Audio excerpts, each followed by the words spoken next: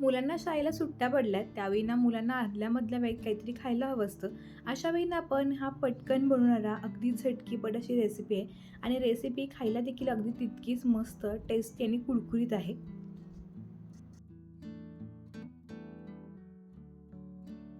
नमस्कार मंडळी, welcome back to my channel. मी शिवानी तुम्हा सगळ्यांचं स्वादस्वाद किचन ह्या यूट्यूब चॅनलवर अगदी मनापासून स्वागत करते. तर आज आपण एक वाटी रवा आणि पाण्यापासून एक भन्नाट अशी रेसिपी बघतोय. चला तर रेसिपीला लगेचच सुरुवात करूया. तर त्यासाठी आज आपल्याला 1 वाटी रवा आणि पाण्याचा वापर असणारी आपण ही भन्नाट रेसिपी बनवतोय. रेसिपीला लागणारं साहित्य अगदी घरचंच आहे. आता इथं बघा गॅसवरती एक मी कढई ठेवली. कढईमध्ये तर आपण 2 चमचे तेल घातलं. तेल चांगलं गरम झाल्यानंतर 1 चमचा जिरे घातले. त्यानंतर 2 ते 3 हिरव्या मिरच्या वापरल्यात मी. नंतर 1 मिनिटचा कांदा वापरला. आता हा जो कांदा घेतला आपण तो अगदी बारीक चिरून वापरला. लक्षात ठेवा आपण जो कांदा वापरतो तो अगदी बारीक चिरलेला असावा.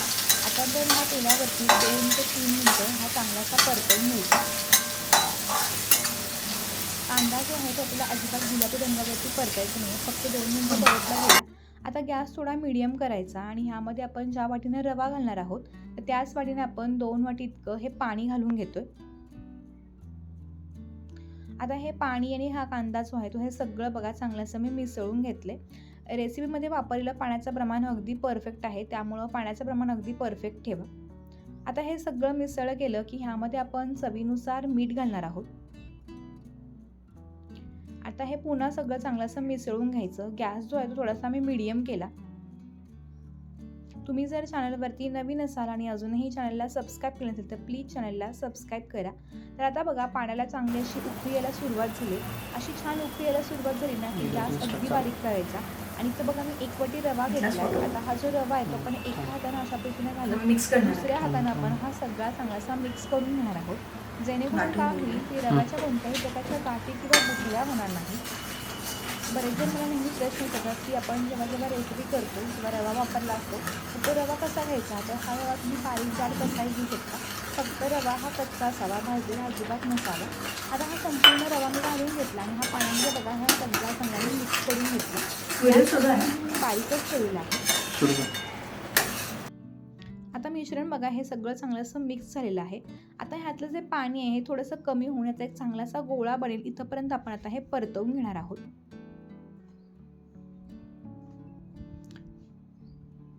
आता इथं बघा ह्यातलं पाणी पण बऱ्यापैकी कमी झालेलं आहे आणि रवा पण आहे तो अगदी छान सॉफ्ट आणि मऊसूत बनलेला आहे. आता गॅस आपण बंद करून घेणार आहोत आणि ह्याच्यावरती झाकण ठेवून 5 मिनिटाची जी वाफ आहे ती अशीच आपण ठेवणार आहोत. 5 मिनिटामध्ये काय होतं त्याच्या वाफेमुळं जो रवा आहे तो अगदी छान सॉफ्ट बनतो. 5 मिनिटं झाल्यानंतर बघा ह्याचं झाकण काढून घेतलं आणि पुन्हा हे सगळं चांगलंसं मिसळून घेतलं. अगदी परफेक्ट असं हे मिश्रण तयार झालेलं आहे. आता हे जे सगळं मिश्रण आहे ते आपण एका ताटामध्ये काढून घेणार आहोत. आता मिश्रण ना थोडंसं कोमट असताना आपण हे सगळं चांगलंसं मळून घेणार आहोत. जर मिश्रण फार गरम असेल तुम्ही 2 मिनिटं देखील थांबून हे चांगलं पीठ मळून घेऊ शकता. ह्यामध्ये आता मी 1 मीडियम साईजचा बटाटा घेतला होता. हा बटाटा उकडून घेतला, ह्याची साल काढून घेतली आणि तो अशा पद्धतीनं बारीक खिसणीनं मी खिसून घेतला. बटाट्यामुळं काय होतं तर आपल्या रेसिपीला छान बाइंडिंग येतं आणि त्याबरोबर चव पण अगदी खूप छान लागते. आता हा खिसून घेतलेला बटाटा आणि हे जे रव्याचं मिश्रण आपण करून घेतले ह्याचा एक चांगला मी असा गोळा मळून घेतला. तुम्ही बघू शकता अगदी मस्तपैकी असा हा गोळा जो आहे तो तयार झालेला आहे. आता ह्यातला एक छोटा गोळा घेऊन मी तुम्हाला व्हिडिओमध्ये दिसतंय अगदी त्या पद्धतीनं आता सिलेंड्रिकल किंवा लंबट आकाराचा एक शेप करून घेतलेला आहे. तुम्हाला आवडत्या आकारामध्ये देखील तुम्ही ही रेसिपी बनवू शकता. आता सुरीनं बघा मी छोट्या छोट्या आकारामध्ये याचे नगेट्स कट करून घेते. बऱ्याच जणांना मुलांना असा वेगळ्या आकारामध्ये आणि वेगळ्या पद्धतीने काहीतरी करून देऊ ना तर मुलं पण अगदी खुश होतात. त्यांना ही रेसिपी देखील खूप आवडेल. त्यांना कळणार पण नाही की आपण घरच्या घरी बनवले. आता कट केल्यानंतर बघा मी थोडंसं ह्याला दोन्ही बाजूनं थोडंसं प्रेस करून घेतलं जेणेकरून ह्याला एकसारखा आणि छान आकार येईल. तुम्ही हवं तर ह्याला थोडंसं गोलाकार आकारामध्ये किंवा तुमच्या आवडत्या कोणत्याही आकारामध्ये हे नक्कीच बनवू शकता. आपण अगदी अशाच पद्धतीने सगळे जे नगेट्स आहेत ते देखील बनवून घेऊयात.